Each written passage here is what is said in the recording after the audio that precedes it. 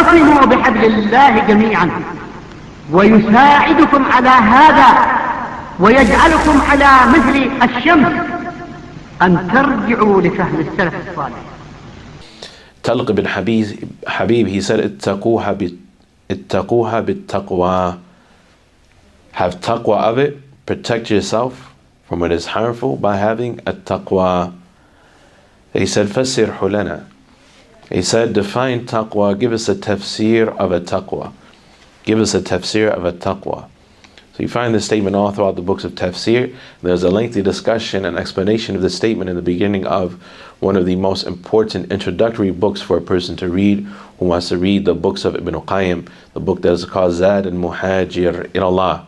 Zad al-Muhajir ilallah, that is commonly called Ar-Risala al-Tabukiyah. Ar-Risala al-Tabukiyah. It's a short book, less than 100 pages or so, and it's translated in English. It was translated by Dr. Salih, rahimahullah ta'ala. You can find it on his website for free. Allah have mercy upon him.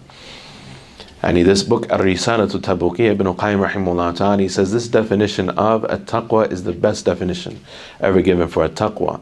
He said a taqwa is أن تعمل بطاعة الله على نور من الله ترجو ثواب الله, is that you act in obedience to Allah upon a light from Allah, hoping for the reward of Allah.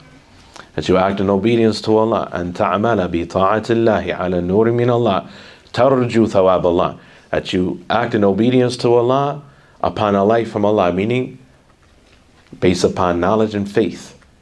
Based upon knowledge and faith. على نور من الله ترجو ثواب الله, hoping for the reward of Allah subhanahu wa ta'ala, that you are obedient to Allah, and that obedience is based upon knowledge and faith, what you know and what you believe about what has been revealed of commandments from Allah subhanahu wa ta'ala, and that you do so tarju thawab Allah, hoping for the reward of Allah subhanahu wa ta'ala.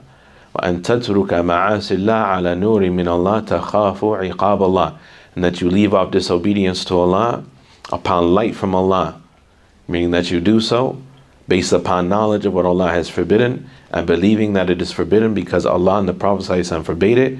تَخَافُ عِقَابَ Allah, and that you do that fearing the punishment of Allah.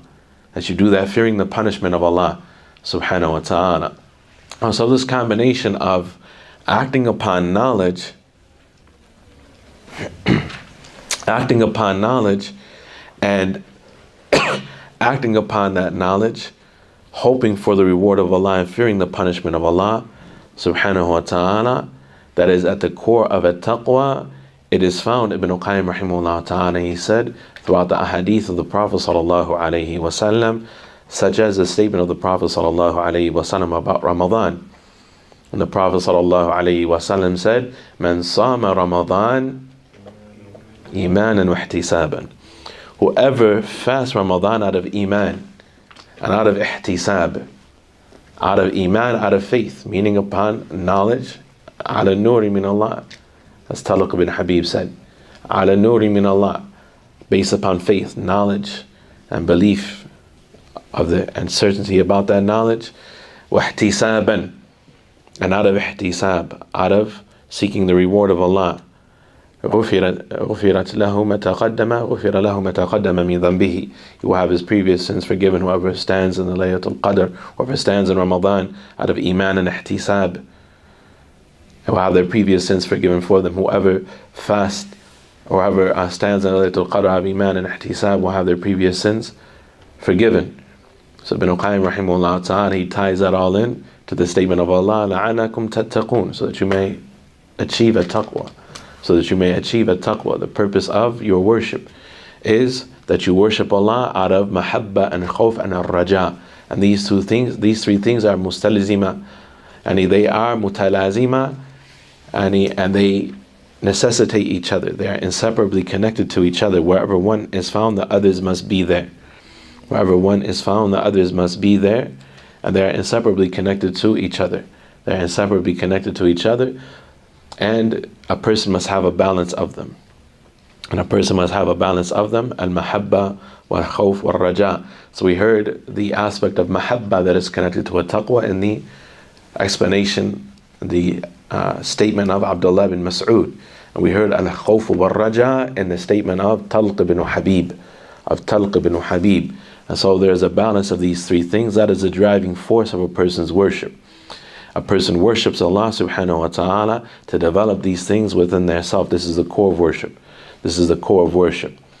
And al-mahabba wal-khawf wal-raja. Al-mahabba wal-khawf wal-raja. And so Allah subhanahu wa ta'ala, He has created us, and He created those who came before us so that we can have a taqwa. And He commanded us to worship Him so that we can achieve this taqwa.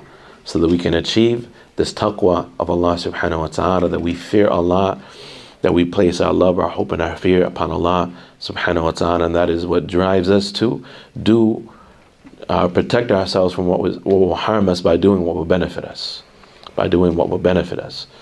So these understandings of a taqwa are very important. They are very important. نقول بيننا وبينكم السلف، بيننا وبينكم الكتب. كان أحمد يقول البدع بيننا وبينكم الجنائز.